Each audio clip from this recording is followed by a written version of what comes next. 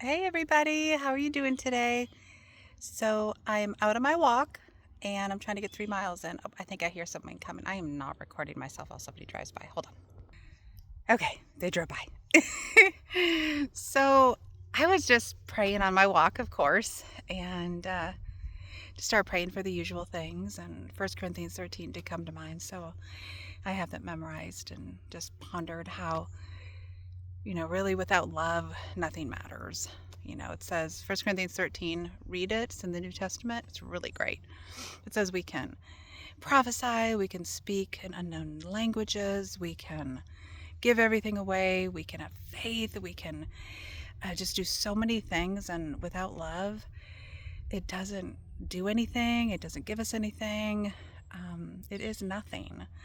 And really, to have true love, we have to have the love of God. So God loved us first. That's why we love him, is because he loved us first. It's our love is a response to his love for us, but he has it for everybody.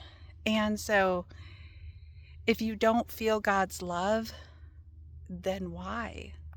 What's holding you back? I know we're vulnerable. We have issues from the past. We have trust issues. We have abandonment issues. But that none of that is God's fault. Like he doesn't give that to us. He doesn't abandon us. He doesn't reject us. We don't have to be afraid of losing him. Like he really loves you and he's seeking you. And so sometimes we get these barriers up and these walls built, and it's interesting. I'm going to kind of shift focus a little bit because for quite a while now I've been living in Psalm 91. So that is, he who dwells in the secret place of the Most High God shall abide in the shadow of the Almighty. It talks about living in his shelter and his strong tower. There's many psalms about his strong tower and his fortress. And I have lived in his fortress for quite a while now. Like, I didn't want to leave. I'm like, Lord, I don't want to go out in the world. I don't want to talk to people except my immediate family. But I just didn't want to. It's just such a hard world. And I've just been through a lot for a while. And lots of people have. I'm not alone in that. So God's fortress is mighty. Like nothing can break through the walls. Nothing can break down the walls of God's fortress. And so we can be safe and sound in there. Hold on, someone else is coming. And so, I've been living in the shelter, God's shelter. Yeah, the car's gone. And then he started telling me I needed to come out. So I've been studying the book of Nehemiah and Ezra and just talking about, okay, I've got to come out of God's shelter and come out in the world. And I'm not there yet. I am a little bit, but I don't know. I still have a lot of wounds. I'm working, God's healing. Well, he'll heal them. I'm just, anyways, you know what I mean. So sometimes they're just not words. But I was walking here. I'm at Wilson's Creek National Battlefield. We do volunteer work here.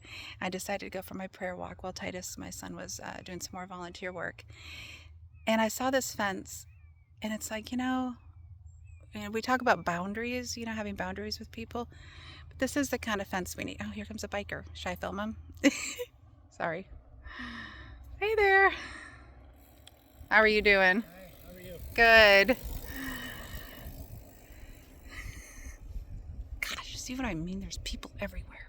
Get out of here. Anyways, that's not right. That's wrong. So this is the kind of fence I need to build. We rebuild our walls around Jerusalem like Nehemiah did. And if you don't know that story, get a Bible. You can probably get it free somewhere too. Like you can go to a used bookstore or go to a church and say, hey, you got a Bible?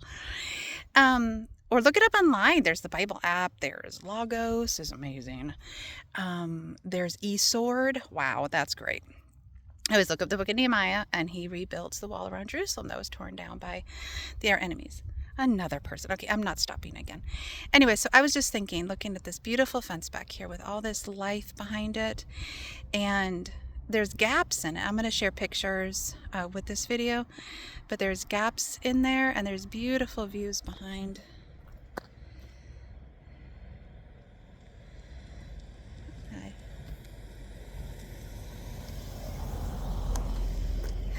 Okay, Lord bless them. Just bless them. Bless them.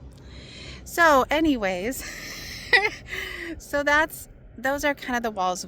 If we're gonna have to have boundaries with people, there needs to be gates for us to go out, them to come in. They're not to keep people completely out, But we can see through them. There's beauty, there's growth, there's wheat growing back there, there's a whole hay bale over there. There's things for animals, things for people to live and thrive. And so when we build up those walls, don't build your walls out of concrete and stone and with no exit and no entrance. That's not safe for us.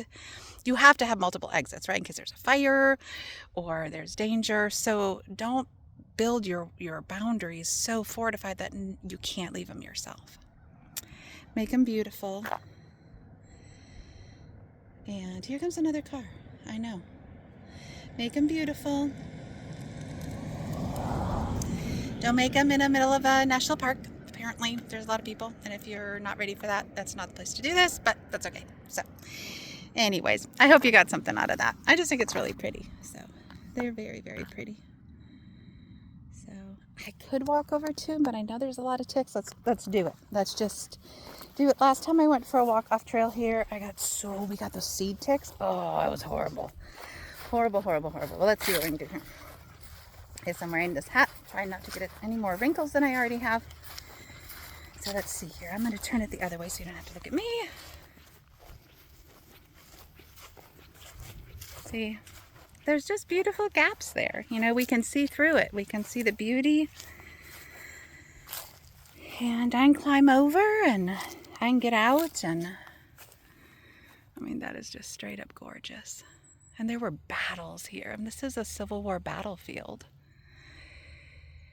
I think it was 2,000 soldiers died here. So it's not that, we're not fighting our battles. We are. There's battle. This is a battleground, but there's also life. This was a cornfield. Soldiers ate from it. There's a river where they bathed and sadly drank from it. It wasn't good water. But